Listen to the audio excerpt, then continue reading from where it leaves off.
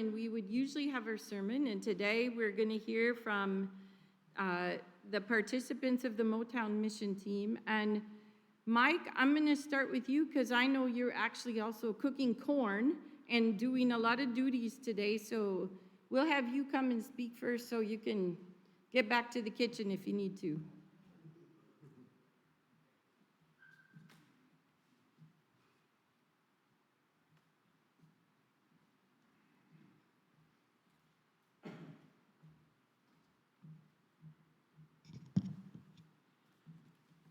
When I think of our trip to Detroit, I'm reminded of Pastor Eric's message to us last Sunday.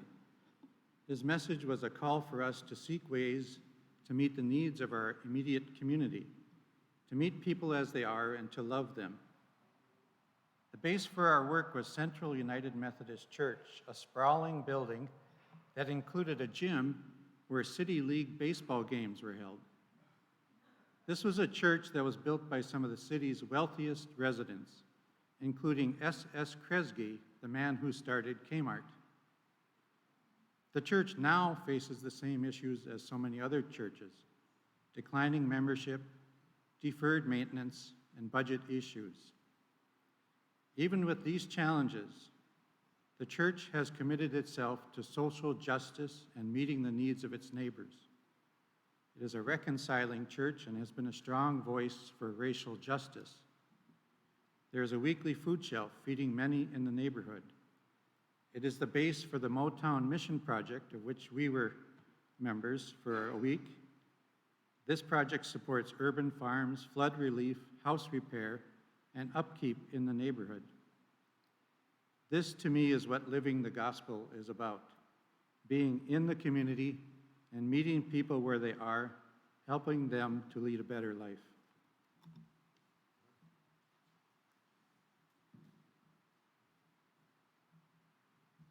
Malia is not able to be with us today, but she's out of town, but she sent her grandma Ginia something she wrote. So this is Ginia now speaking for Malia. And she's got a picture of Malia. Today I am 18-year-old Malia.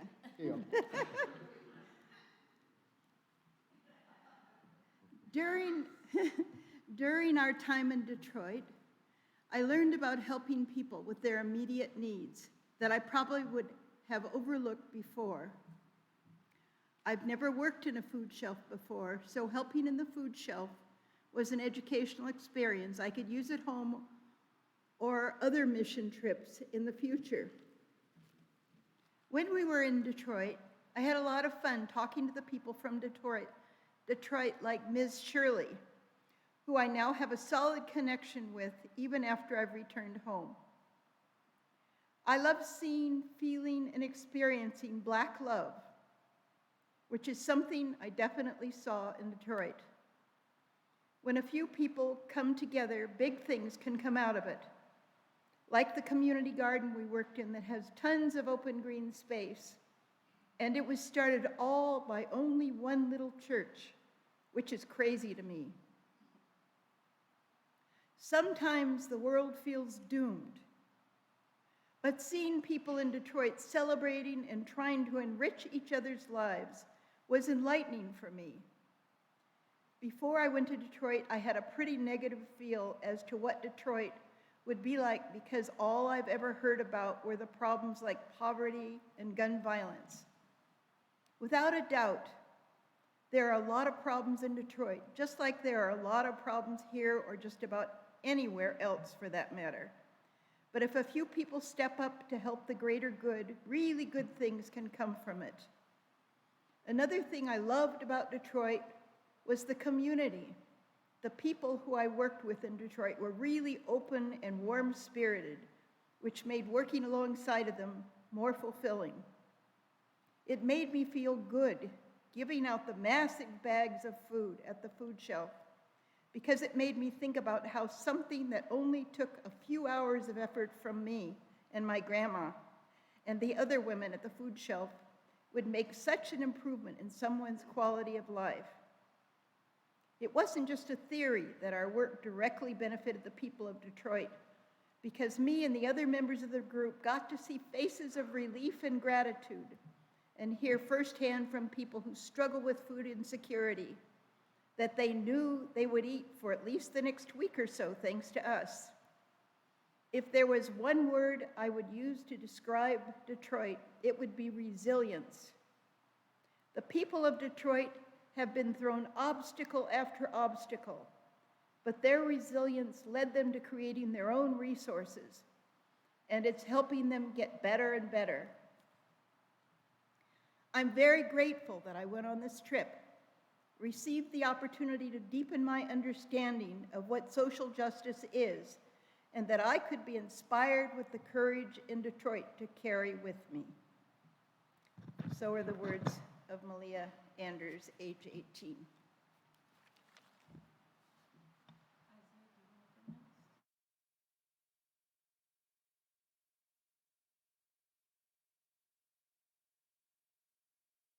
You got to hear me now. Hey, how you doing? For me, when it comes to the trip to Detroit, it was really a good one for the Motown mission. Um, one of the things is I will say, because instead of me writing, I'd rather come from the heart about it. For me, what I've seen in Detroit is a few things. I echo what Malia said is resilience. It's because when you walk into the city of Detroit, they had over millions of people there. But due to the auto bailout, you can see how much of an effect it had on the communities there. And even though the auto industry bailed out on Detroit, they still found the strength to keep pressing forward no matter what. And that's something that I admire because when we went to the Oakland Park Farm, community farm, it is beautiful. And the first day when we got a chance to, we were picking out some collard greens. And now my grandma's from Mississippi. And I know if I had a picture and I show my grandma, I had a feeling my grandma gonna say like, "What do you know about picking collard greens, boy?" But I learned from her because we used to grow some collard greens on the side of our house. But taking them, rinsing them, wrapping them up, and putting them in bundles, it was a good time. And one of the also surprises for me was we were not the only Minnesota group there.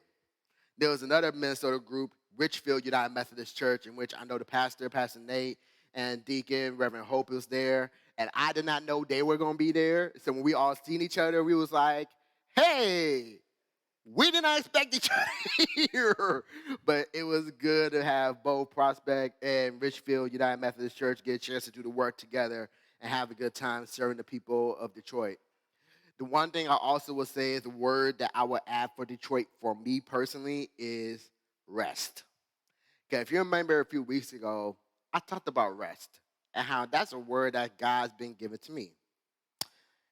So, lesson that I need to learn this lesson, and I keep getting myself for this, is watch what you say to God.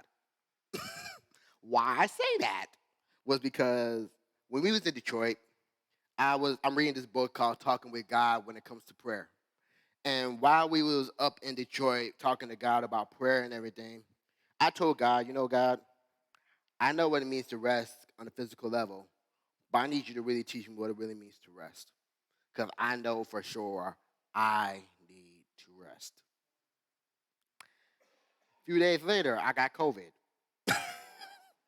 I need to watch what I say to God next time and be more specific on what I mean by rest. But even though I caught COVID at that time, it was also a time for me to just enjoy that peace and that relaxation and just be in the presence of God.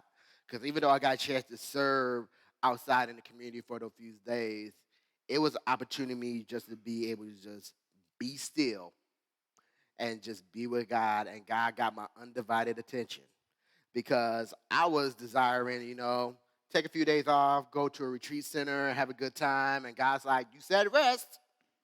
So you got your little retreat center here right now. So how you doing? Again, I need to watch what I say to God. but in general, despite the COVID, I had a good time. It was a good time just to get a chance to be in community, not only to bond with the people of Detroit, but also to bond with my fellow Prospect Park family. And we got a chance to grow with one another and got a chance to just build with one another. And this is a trip that I will truly honor and remember. So I'm grateful for the opportunity to go on this trip.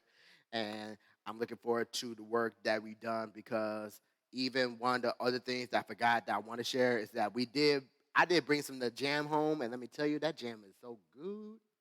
It had some strawberry jam, homemade, fresh. It was good, and it had some nice side collard greens and everything. But overall, the trip was a blessed one, and I had a really good time. I'm thankful for God for all the lessons that He taught me.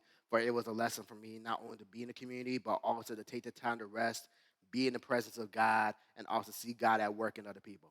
So that's how I want to share about my time in Motown Mission.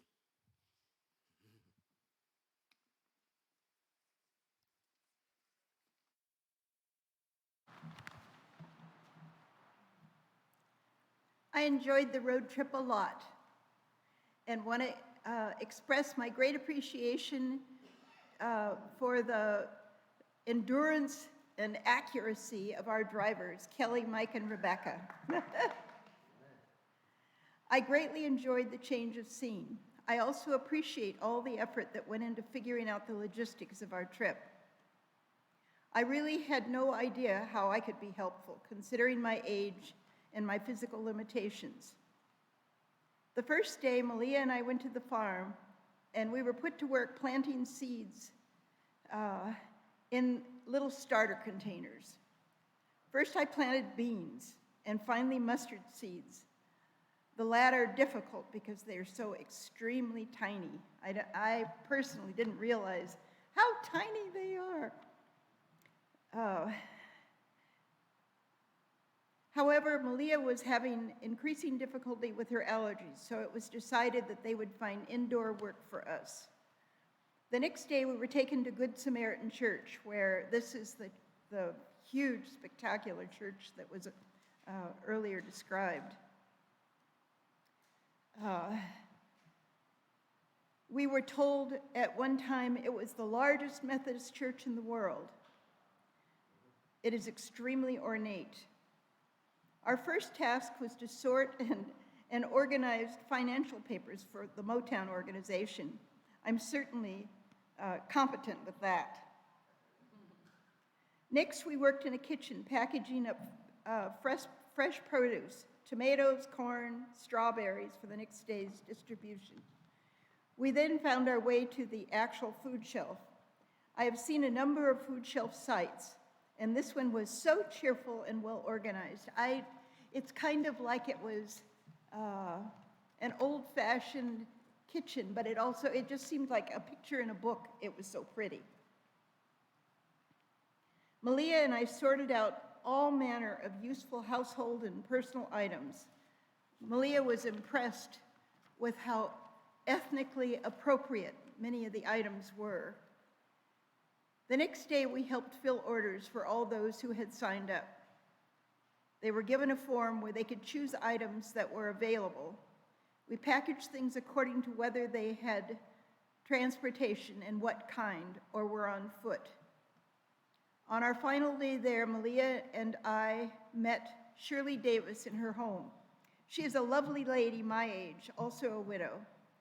She has a cosmetics business and needed our help. We packaged products for her, and Malia soon was enthusiastically involved in the business.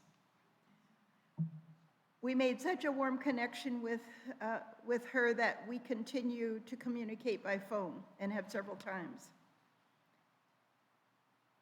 I also really enjoyed our evening worship. That it was, I think it must have been praise music.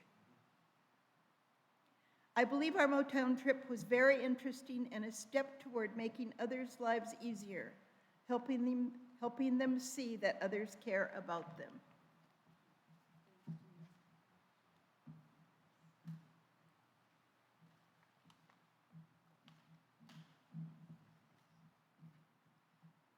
This is a piece that I wrote called What's in a Name? Please come, Pastor Isaiah said. We need your help evaluating someone who may be having heat stroke. I quickly covered my half-eaten lunch to protect it from the hungry insects surveilling the picnic table and rushed into the Oakland Avenue urban farmhouse to find an adolescent sitting on a well-used wooden chair, back to the wall, head down, the hood of their dark hoodie partially covering their face. I asked the usual doctor questions and received the one-word answers that adolescents excel in. What's not right in your body right now? I have a headache. Point to where your head hurts. Here, pointing to the middle of her forehead. When did it start? This morning. Have you had any water to drink today? Yes. How much? 2 bottles. Have you eaten today? Yes. What? I just had a burger and fries. Further questioning revealed that they had some dizziness when they stood up and a little bit of nausea. While I was questioning them, I was strongly encouraging them to drink the glass of water and the sports drink that had been provided by concerned staff and volunteers. My patient complied, though not with much enthusiasm. The house supervisor came by, and I informed her that I thought he was probably a little dehydrated. The supervisor informed me that this person was a she.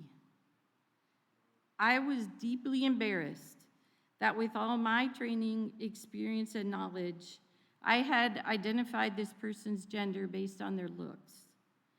With her loose-fitting clothes and her facial features partly obscured by her hood, she appeared to me to be male. I quickly apologized, knowing that in my efforts to do good, I had likely also caused harm. I changed my line of questioning as I knew that her headache had deeper roots than gardening in the 90-degree sun and not drinking enough fluids.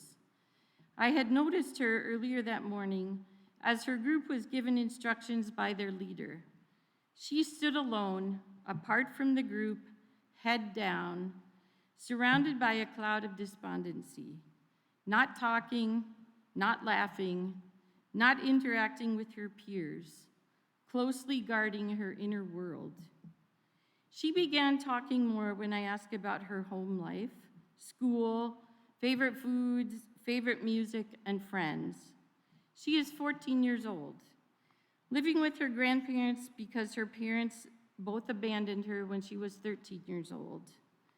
She is bullied at school, and people tell her she looks angry all the time, even when she's not. She changed schools, and the bullying continued. She reported it several times. Sometimes the bully gets suspended for 3 days, then continues the behavior when they come back to school. This was her second year working at the urban farm. She made a friend at work this year, and her friend was gone for camp last week. She thought her friend would be back today, and she wasn't, which was a big disappointment. She found out that her friend was coming back tomorrow and was excited about that. Her manager told her she couldn't work the rest of the day, and I was surprised to see 2 tears fall from her eye when she talked about that. When I asked her what the tears were about, she responded that if she didn't work, she didn't get paid. My unasked questions were many. Was her income needed to help support the family? Would her grandparents be angry at her for not being able to finish out her workday? Did she need the money to buy clothes, food, school supplies? Emotion showed on her face 2 other times during our conversation. First, when I asked her if she had a best friend. She smiled as she told me it was the cat at the urban farmhouse. My heart ached, knowing that she did not have a human friend to confide in, share her deepest joys and worries with, and just be with. When she wasn't at work, she was mainly alone in her room. She got excited when I asked about her favorite food. It is steak marinara, something I had not heard of. As she explained it to me, she eagerly got out her phone and showed me photos of the dish and told me which restaurants make the best. She was hoping that they might have it for supper that night. She had suggested it to her grandma when her grandma was trying to decide on the evening meal. She would like to be some kind of computer program designer when she's out of school. Her high school does have some classes she can take for this when she is in the older grades. After our 45 minutes together, she was feeling better and felt she could go back to work. I thanked her for talking with me, let her know she could have someone find me if she needed anything, and returned to the picnic table in the shade of the grand old cottonwood tree to finish my lunch. As I ate, I pondered about my error in calling her he. I was humbled and embarrassed by my error, wondering how much I had added to the pain she already bears. I heard another person refer to her as he in the farmhouse in her presence and assume this may occur frequently. Does she identify on the inside as he while the outside world considers her she? Does she identify as they, someone who identifies with both or neither, male, female? Will she ever have a best friend that is human? Someone to listen to her deepest secrets and hold them in trust, to laugh with and cry with and celebrate and mourn with. Will she complete high school? Or will the bullying become too much, leading her to find somewhere to belong that is not safe or healthy for her? Will she have the opportunity to go to school to become a programmer? Or will the many barriers stacked against her lead her to give it up? Will she get her steak marinara to eat tonight? Will anyone at home ask her what happened in her day and see if there is anything they can do to help with her headache? So many questions, so few answers. A precious child of God struggling to find her way in a world that can be cruel. In a society that has instituted policies and laws that harm her and all other Black people, erecting barriers in their path to education, health, housing, and jobs that pay a living wage. My privilege simply because I was born where I was when I was of white ancestors. Self-examination about how I use my privilege and the role I play in our racist society. Although I may never see them again, this young person's face and story does and will remain with me. I wonder about them, pray for them, and continue to work at changing unjust systems. I wish there was more I could do for her and so many others. And I remain intrigued by her name, Destiny.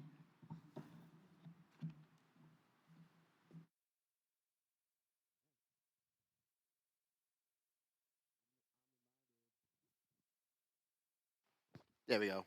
Gotcha. As you hear all the stories, I'm reminded of the message I preached on before we went on to Motown Mission from Luke chapter 10, titled Mask Off. Okay, for those who wasn't hearing that message, it's basically wrestling with the question, who is my neighbor? And I thought about the question I asked in there is, what would it look like if we took off the mask and really see people for who they are and be the neighbors that God had called us to be? Because the greatest commandment is to love God with all our heart, mind, soul, and strength, and to love our neighbors as we love each other. This Motown mission showed us what it really means to really love our neighbors as we love one another, and really to take off the mask and be our authentic selves and see the beauty of God's creation, not only from the gardens, but we are each other God's creation. And in God's eyes, you're beautiful. And let's always remember that. But I appreciate everybody who was on the Motown mission, and I hope the words and the stories that you heard resonate with you. And also, if you got any more questions about the Motown mission after church, as we having some time at Sweetcorn, talk to us. We're willing to share more about that. And towards more Rally Sunday, you'll see some of the pictures from the time of us in the garden and having our time over at Motown Mission. Amen.